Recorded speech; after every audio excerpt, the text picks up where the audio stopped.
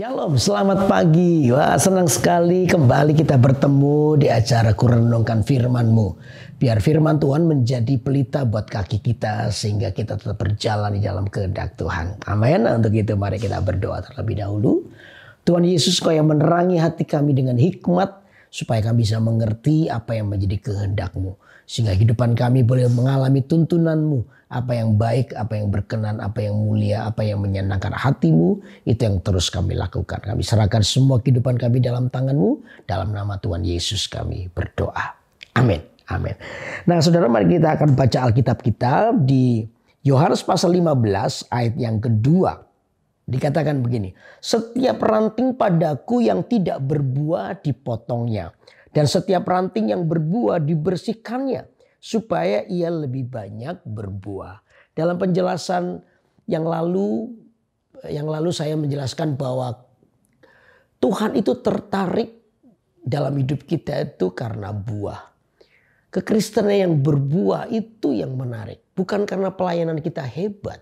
Bukan. Tapi karena buah yang diairkan. Buah itu ada dua. Yang pertama adalah karakter kita. Yang kedua adalah jiwa-jiwa yang dihasilkan dari pertobatan hidup kita. Nah sekarang saya mau melanjutkan bahwa dikatakan begini. Yang lalu kan saya sudah apa yang menjadi penghalang daripada buah itu. Yang pertama adalah menyimpan dosa. Ya, menyimpan dosa. Lalu yang kedua tidak bersyukur. Yang ketiga salah berdoa. Dan yang keempat itu adalah gagal menjaga kekudusan lidah. Tapi sekarang kita akan coba lihat ayat selanjutnya. Dan setiap ranting yang berbuah. Sekarang Tuhan bicara kepada orang yang berbuah. Dan setiap ranting yang berbuah dibersihkannya supaya ia lebih banyak berbuah. Jadi satu ini yang harus Anda tahu bahwa Tuhan itu pingin Anda lebih banyak berbuah. Kalau kita hari ini berbuah, Tuhan itu pingin Anda lebih banyak berbuah. Jadi dikatakan begini, namanya berbuah itu tidak boleh berhenti. Katakan amin. Dimanapun Anda berada, di situasi apapun, terus biarlah hidup kita itu menjadi berkat. Menghasilkan buah. Dan buah itu bertambah-tambah banyak. Jadi tidak ada batas waktu untuk berbuah. Selama Anda jadi orang Kristen, selama Anda menjadi pengikut Kristus, maka kehidupan yang berbuah itu wajib. Harus.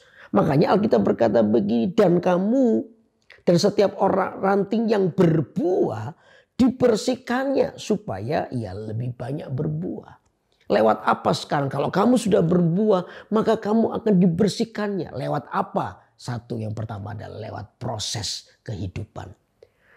Proses kehidupan itu tidak pernah berhenti. Kalau Anda sudah sebesar ini dengan Tuhan, maka Tuhan punya waktu sebesar ini. Kalau Anda punya pengalaman dengan Tuhan sebesar ini, maka Allah akan membawa Anda punya pengalaman sebesar ini. Artinya di dalam Tuhan itu tidak ada kata berhenti. Makanya jangan kaget selama Anda jadi Kristen. Dan Kristen itu adalah Kristen yang terus mau bertumbuh dalam Tuhan. Maka Anda tidak pernah lepas dari yang namanya proses. Proses itu tidak jahat. Proses itu justru membentuk bagian-bagian penting dalam hidup Anda supaya kita ini berkualitas. Katakan amin. Proses itu akan membuat Anda berkualitas. Proses itu akan membuat Anda menjadi terlatih. Apa sih arti kata terlatih? Terlatih itu adalah orang yang tertarik kepada sebuah proses daripada sekedar hasil. Itu terlatih. Terlatih itu akan selalu membawa Anda kepada sebuah kualitas kehidupan. Kalau Anda mengikuti proses yang baik, maka kualitas hidupmu akan terbentuk. Tidak ada dokter yang baik tanpa dia pernah ikut proses belajar yang baik. Nggak akan pernah. Oh, dokter yang baik, Anda bisa jadi dokter. Kalau Anda tidak mau taat dan prosesnya, mungkin ya, minta maaf ya, mungkin bisa lulus, mungkin bisa lulus. Tapi Anda nggak akan punya kualitas. Karena apa? Prosesnya tidak diikuti. Makanya proses yang terjadi itu membuat Anda dewasa. Amin, saudara. Dan proses itu bisa lewat orang lain. Ya, lewat istri, lewat anak, lewat suami, lewat orang-orang terdekat. Makanya Alkitab berkata ini loh, musuh kita itu bukan darah dan daging. Tapi musuh kita itu roh-roh jahat di udara. Kenapa ini perlu diperhatikan? Karena jangan sampai gara-gara kita diproses dengan orang lain, maka orang lain kita anggap musuh. Bukan. Justru orang lain yang dipakai Tuhan untuk memproses hidup Anda itu adalah orang-orang yang diurapi untuk supaya Kristus itu nyata dalam hidup Anda. Amin. Siapa yang dipakai Tuhan untuk memproses hidupku supaya menjadi dewasa? Istri saya. Untuk itulah saya tahu bahwa istriku itu adalah orang yang diurapi oleh Tuhan. Untuk membentuk hidup saya supaya saya nggak cuma pinter khotbah tok. Saya harus menghidupi khotbah saya. Lewat istri saya maka saya disempurnakan menjadi sama seperti Kristus. Makanya istri saya itu bukan musuh saya. Justru saya semakin mengasihi dia. Karena apa? Lewat hidupnya saya disempurnakan. Saya juga begitu. Saya adalah orang yang diurapi oleh Tuhan untuk memproses hidup istri saya. Supaya dia menjadi semakin dewasa. Kami tahu bahwa proses itu tidak akan pernah berhenti. Dan itu terus terbentuk, terus terlaksana, terus berjalan. Supaya apa? Hidup Anda dan saya adalah hidup yang berbuah. Karena itu ingat ya. Waktu Anda diproses, siapapun yang dipakai oleh Tuhan untuk memproses hidupmu itu bukan musuhmu. Justru Anda harus belajar mengasihinya. Karena apa? Orang itu dipakai oleh Tuhan supaya Kristus semakin nyata dalam hidup Anda. Amin. Supaya Anda semakin banyak berbuah, maka dikirimlah orang-orang yang mungkin bagi Anda menjengkelkan. Tapi tahu nggak? Orang-orang itu adalah orang-orang yang diurapi Tuhan untuk membuat Anda semakin dewasa dalam Tuhan. Kalau dia mau bersalah kepada Anda, sudah. Itu urusan dia dengan Tuhan.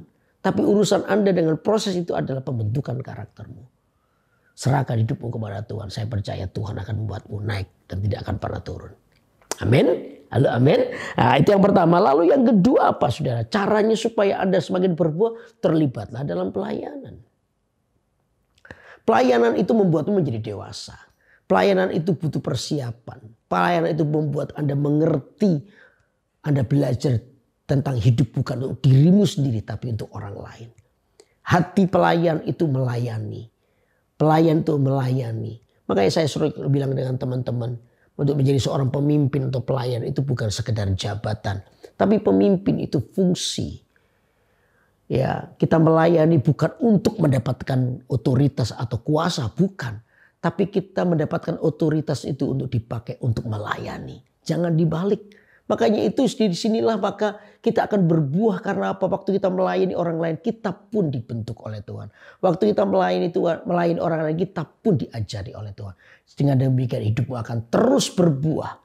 Dan berbuah lebat. Sehingga setiap kita dikatakan pohon yang berbuah pada musimnya. Karena apa? Tuhan menyertai hidup kita. Amin. Karena itu izinkan dua hal ini aja. Bagaimana Tuhan membersihkan, yang pertama lewat proses kehidupan. Yang kedua lewat pelayanan. Saya percaya hidup Anda pasti menjadi berkat bagi orang lain. Amin. Mari kita berdoa. Tuhan Yesus terangi hati kami supaya kami menyadari bahwa kekristenan kami harus berbuah. Dan buah itu tetap dan kekal supaya buah kami menjadi berkat bagi orang lain. Tuhan mampukan kami untuk terus berjalan dan menghasilkan buah yang Tuhan kehendaki. Serahkan seluruh kehidupan kami dalam tangan-Mu. Biar kehidupan kami boleh menyenangkan Tuhan. Dalam nama Yesus, hamba-Mu sudah berdoa. Haleluya. Amin. Amin. Senang sekali terus menyampaikan kebenaran firman Tuhan buat hidup Anda. Karena itu terus ikuti acara Kurenungan Firman-Mu tiap hari Senin pagi pukul 6 pagi waktu Indonesia bagian Barat. Atau pukul 7 pagi waktu Indonesia bagian Tengah di YouTube KMS Kalimantan. Saya dorong Anda yang belum subscribe, silakan subscribe supaya Anda terus terupdate di acara-acara rohani yang pastinya akan memberkati hidup Anda. Karena itu saya mau berkata tetap semangat. Hari ini kita melalui bersama dengan Tuhan. Saya percaya kemenangan Tuhan menyertai Anda. Bye-bye. Tuhan berkati.